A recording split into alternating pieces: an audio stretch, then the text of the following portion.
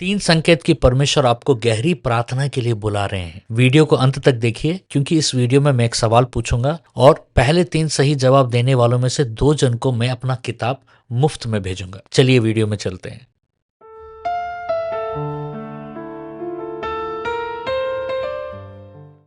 क्या आपने हाल ही में महसूस किया है कि आपका दिल अचानक प्रार्थना में खिंचा चला जा रहा है, या रात में नींद टूट जाती है और मन कहता है उठकर प्रार्थना करो? मैंने देखा है कि बहुत लोग इसे इग्नोर कर देते हैं, लेकिन सच्चाई यह है कि परमेश्वर का बुलावा आपके जीवन के ऊपर है कि परमेश्वर आपको गहरी प्रार्थना के लिए बुला रहा है। आज मैं आपको बताने जा रहा हूँ 3 गहरे बाइबल आधारित संकेत कि परमेश्वर आपको गहरी प्रार्थना के जीवन में बुला रहे हैं। पहला संकेत, जब अंदर एक बेचैनी उठती है और आपको घुटने पर ले आती है। कभी कभी परमेश्वर हमें गहरे प्रार्थना में बुलाता है तो हमारे अंदर में बेचैनी उठती है, और ये बेचैनी देखकर एक तरह की खिंचाव, एक अर्जेंसी हमको महसूस होता है। यशायाह 62:6-7 में लिखा है, तू यहोवा को विश्राम ना दे जब तक वह स्थापित ना कर दे। जब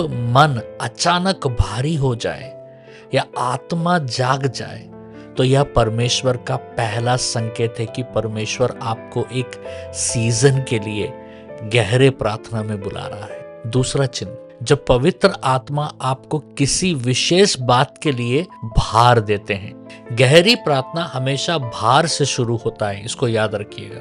किसी व्यक्ति के लिए, परिवार के लिए, राष्ट्र या सेवकाई के लिए एक भारीपन आ जाता है आपके ऊपर में। रोमियो का 8:26 कहता है, आत्मा आहे भरकर विनती करता है। भार आना यानी पवित्र आत्मा आपको गहरे प्रार्थना में बुला रहा है। Holy spirit is calling you to deeper intercession.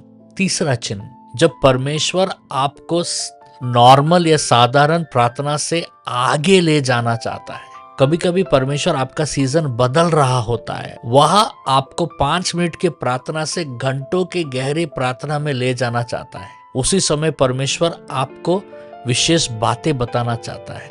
यशायाह का 33:3, मुझे पुकारो और मैं तुझे गहरी बातें बताऊंगा। गहरी बातें गहरी प्रार्थना में ही मिलती है, और वैसे समय में हम कई बार परमेश्वर के आवाज को भी सुनते हैं। अगर ये 3 संकेत आपके जीवन में दिख रहे हैं, यह बुलावट है, यह एक इन्विटेशन है, यह समय है परमेश्वर आपको गहरी प्रार्थना में बुला रहा है, चाहे एक सीजन के लिए या चाहे वो लंबे समय के लिए।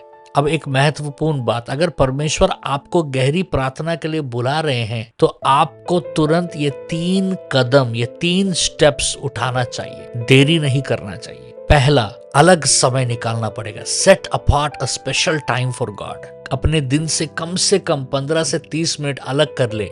जब तक इस समय अलग नहीं करोगे, परमेश्वर आपसे मिलने नहीं आएंगे। टाइम सेट करना होगा, और उस जो टाइम आप सेट किए उसके साथ ईमानदार रहना पड़ेगा। स्टेप नंबर 2, बाहर का हर आवाज को बंद करना पड़ेगा। मोबाइल को साइलेंट कर दीजिए, सोशल मीडिया बंद कर दीजिए, कमरा बंद कर दीजिए, क्योंकि गहरी प्रार्थना आवाजों के बीच में नहीं आती है, स्थिरता के बीच में शुरू होता है। तीसरा, सबसे जरूरी, एक बात पूछिए, पवित्र आत्मा क्या प्रार्थना करूं? ये सवाल पूछना बहुत जरूरी है, क्योंकि गहरी प्रार्थना में सबसे बड़ा रहस्य है, आप प्रार्थना शुरू नहीं करते, पवित्र आत्मा शुरू करते हैं आपके द्वारा। अगर आप यह एक प्रश्न पूछे तो पवित्र आत्मा आपको दिशा या डायरेक्शन बताएंगे, या भार बताएंगे, या वो विषय बताएंगे जिसके लिए वो भार आपको दे रहे हैं गहरी प्रार्थना में आने के लिए। और ये रहा आज का सवाल, बाइबल के अनुसार गहरी प्रार्थना में पवित्र आत्मा कैसे मदद करता है? आप एक लाइन में भी जवाब दे सकते हैं या लंबा जवाब भी आप दे सकते हैं।